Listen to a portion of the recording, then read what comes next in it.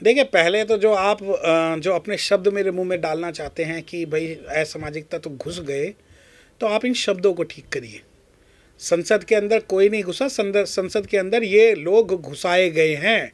और घुसाए जाने के लिए जब मैं पिछली बार संसद पार्लियामेंट में गया था, तो पार्लियामेंट के अंदर आपका पर्स, आपका बेल्ट, आपका जूता, आपका जो है इलेक्ट्रॉनिक डिवाइस सभी बाहर निकलवा के रख लिए जाते हैं। और सबसे पहली बात यह है कि एक पूरी प्लानिंग के तहत, जहां पहले उस जो एंट्री गेट पे 350 सुरक्षाकर्मी मौजूद होते थे, बाद में वो 140 हो गए।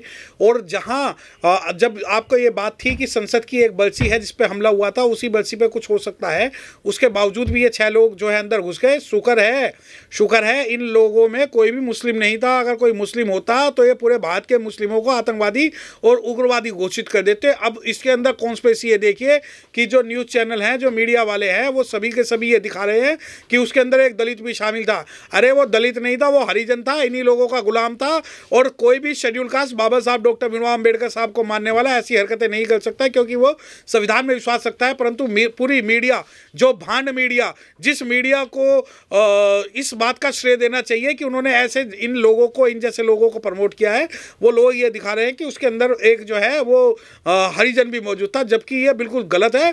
और पार्लियामेंट का जो ये अटैक है, पूरी प्लानिंग है। आप ये देखिए कि पहले एक एमपी पास बनाएगा, एमपी पास बनाने के बाद में आईडी प्रूफ, पास बनने से पहले आईडी प्रूफ जाएगा, उसकी 3 लेयर जो है जांच होगी, उसके बाद वो अंदर घुस पाएगा।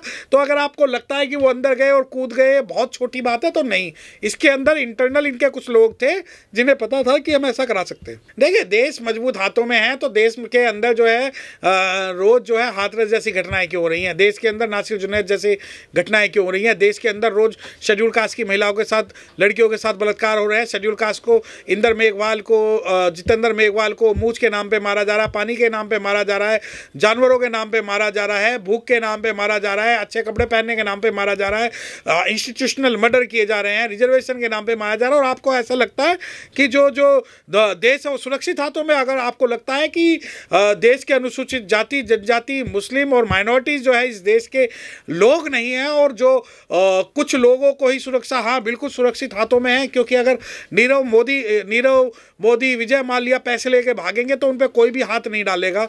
उसके अलावा जो इनके जो लोग हैं वो कितना भी करप्शन कर ले, उन्हें कोई कुछ नहीं होगा। और जो सुरक्षा इन लोगों को प्रदान की गई है कि ये करप्शन करें, जाति के आधार पर निर्धारण करते हैं हर चीज़ का, तो जो देश सुरक्षित हाथों में, इनके जो अपने लोग हैं वो सुरक्षित हाथों में, पूरा देश नहीं है। लेकिन जब बीजेपी की सरकार आती है केंद्र में, तभी ऐसे अटैक क्यों होते हैं संस्थानों पर केंद्र में? देखिए, ऐसा नहीं है। मैं खैर ना मैं कांग्रेस का समर्थन हूँ ना बीजेपी का समर्थन हूँ, क्योंकि जब अगर हम इस जैसे घटनाओं की अगर हम ऐतिहासिक जांच पड़ताल करें, तो हम ये देखेंगे कि जब बाबरी मस्जिद कांड जो है सबसे बड़ा कांड था, जिसके अंदर कांग्रेस और भाजपा दोनों शामिल थे। अगर कांग्रेस चाहती तो वो सभी चीज़ें रुक सकती थी, परंतु इसमें इन दोनों की मिली भगत थी। तो एक प्रत्यक्ष तौर पर यह कहना कि इसमें भाजपा शामिल है, बिल्कुल गलत होगा, क्योंकि कहीं ना कहीं भाजपा और कांग्रेस जो है एक सिक्के के दो पहलू हैं। साहब काशीराम के हिसाब से एक नागनाथ है और एक सांपनाथ है, और दोनों की दोनों जो ये पार्टियां हैं वो बहुजन विरोधी है, माइनॉरिटीज विरोधी है, महिला विरोधी है, अनुसूचित जाति जनजाति लोगों के विरोध में है। लेकिन जिस तरह से पुलवामा हुआ था 2019 में, उसके बाद चुनाव जीत गई थी बीजेपी, क्या कोई आशंका आपको भी लगती है ऐसे कि हो जाएगा देश में भविष्य में? देखिए, 2024 में मुझे बस ये आशंका लगती है कि 2024 के अंदर का जो इलेक्शन होगा वो रिजर्वेशन के नाम पर होगा, और हो सकता है कि ये कोई गृह युद्ध या युद्ध का नाटक ना कर ले, जिससे कि सभी लोग जो है तुष्टीकरण की नीति के कारण, डर के कारण इनके पक्ष में आ जाए।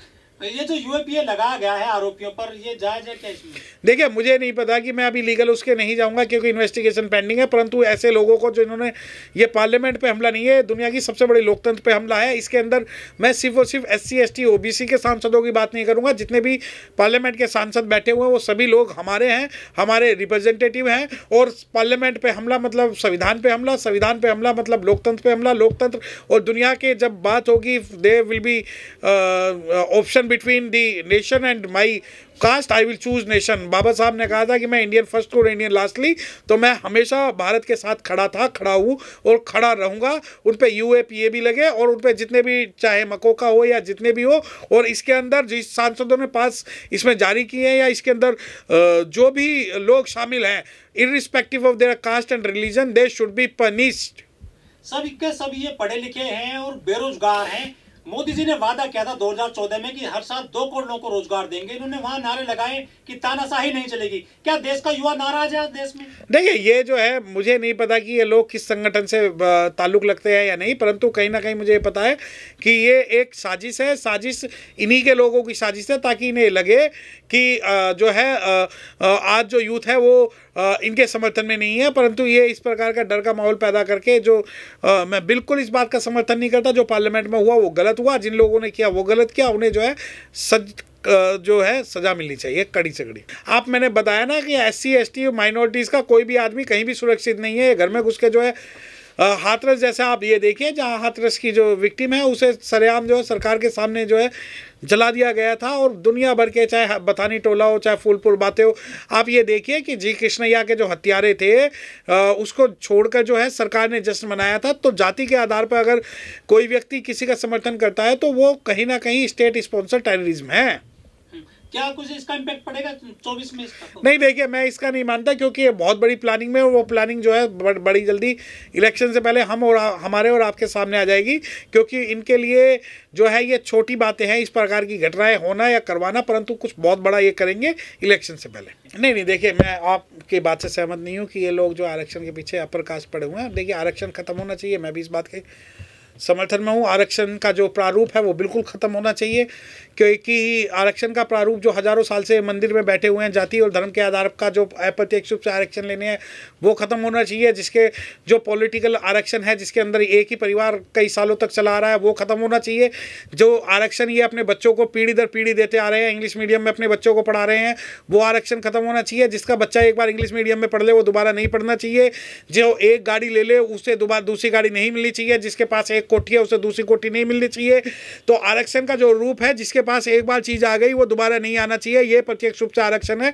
अगर इन्हें लगता है कि आरक्षण सिर्फ 3rd और 4th क्लास में मिलने वाली नौकरियां हैं वो खत्म हो जानी चाहिए, तो खत्म ये भी होना चाहिए कि जो आप इंटरनेशनल लेवल पे भीख मांगते हो, अपने बच्चों को भेजते हो वहाँ ये दिखाकर कि डाइवर्सिटी कॉन्सेप्ट के अंदर आप भेजते हो, वो आरक्षण खत्म होना चाहिए। और जो टाइम टू रिन्यू रिजर्वेशन की जहाँ तक बात है, बिल्कुल मैं भी इस बात के समर्थन में हूँ कि रिजर्वेशन जो है, ये जो 3rd क्लास और 4th क्लास का जो रिजर्वेशन है वो खत्म होकर रिजर्वेशन जो हमें जो है चीफ जस्टिस ऑफ इंडिया हमें अपने रिप्रेजेंटेशन के हिसाब से चाहिए, हमें जो है उद्योगपति बिजनेसमैन अपने रिजर्वेशन के हिसाब से चाहिए, हमें हाई कोर्ट जजेस अपने रिजर्वेशन के आधार पर चाहिए, हमें चीफ सेक्रेटरी अपने जो है रिजर्वेशन के आधार पर चाहिए। और भारत के अंदर जितनी भी जल जंगल जमीन और संसाधन है उसमें हमें अपनी भूमिका चाहिए। अस्पतालों के अंदर भी हमें रिजर्वेशन चाहिए, नौकरियों में भी हमें रिजर्वेशन चाहिए, और स्कूलों में भी हमें रिजर्वेशन चाहिए, कॉलेजों में भी हमें रिजर्वेशन चाहिए, हायर स्टडीज में भी हमें रिजर्वेशन चाहिए। तो ये जो रिजर्वेशन का जो फॉर्मेट है कि सिर्फ 3rd और 4th क्लास की नौकरियों में जो रिजर्वेशन है और उसे देख के इन्हें पेट में दर्द होता है, तो रिजर्वेशन, इस प्रकार का रिजर्वेशन बिल्कुल खत्म होना चाहिए। फिल्मों के अंदर रिजर्वेशन होना चाहिए, बिजनेस के अंदर रिजर्वेशन खत्म होना चाहिए। ये जो अपनी मेरिट की बात करते हैं, इन पे एक ऑस्कर तक नहीं जीता जाता और एक ओलंपिक तक ये लोग नहीं जीत पाते। तो जहाँ तक रिजर्वेशन के जो प्रत्यक्ष जो आज वर्तमान रिजर्वेशन का कॉन्सेप्ट है कि सिर्फ सरकारी नौकरियों में 3rd और 4th क्लास को मिलना चाहिए, बिल्कुल खत्म होना चाहिए। और क्योंकि जिसकी जितनी संख्या बारी उसकी उतनी हिस्सेदारी। रिजर्वेशन का जो प्रारूप है, किसी को भी जाति के आधार पर मंदिर में नियुक्त नहीं होना चाहिए, किसी को भी सरकारी और प्राइवेट स्कूल का डिस्टिंग्विश खत्म करना पड़ेगा।